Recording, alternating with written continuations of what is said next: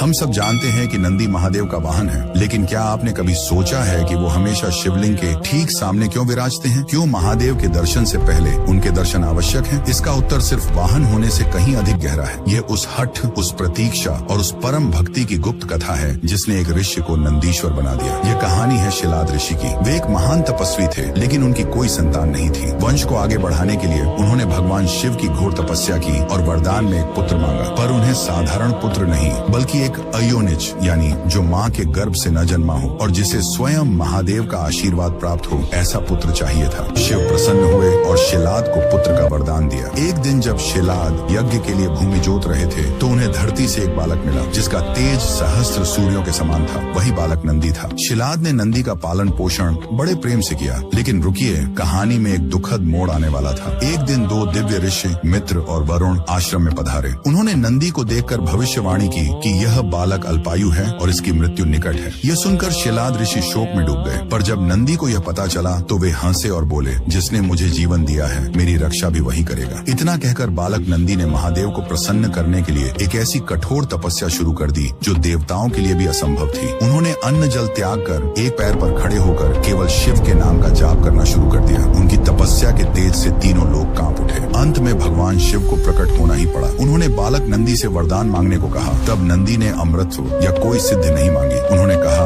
हे प्रभु, मेरी बस एक ही इच्छा है। मैं हर क्षण हर पल बस आपके साथ रहना चाहता हूँ। मैं आपके सानिध्य से एक पल भी दूर नहीं होना चाहता। उनकी इस निस्वार्थ भक्ति और अटूट प्रेम को देखकर महादेव द्रवित हो गए। उन्होंने नंदी को न सिर्फ अमृतत्व का वरदान दिया, बल्कि उन्हें बैल का मुख देकर अपने सबसे बड़े गण, अपने सखा और अपने वाहन के रूप में स्वीकार कर लिया। उन्होंने नंदी को वरदान दिया, हे नंदीश्वर, आज से मेरे दर्शन से पहले संसार तुम्हारे दर्शन करेगा। जो भी अपनी मनोकामना तुम्हारे कान में कहेगा, वह प्रार्थना सीधे मुंह तक पहुंचेगी। तुम मेरे और मेरे भक्तों के बीच की सबसे पवित्र कड़ी बनोगे। इसीलिए आज भी नंदी सिर्फ एक वाहन नहीं, बल्कि प्रतीक्षा, धैर्य और निस्वार्थ भक्ति के प्रतीक है, जो हमें सिखाते हैं कि ईश्वर तक पहुंचने का मार्ग केवल समर्पण से ही मिलता है। महादेव के इस परम भक्त के लिए कमेंट्स में ओम नंदीश्वराय नमः अवश्य लिखें।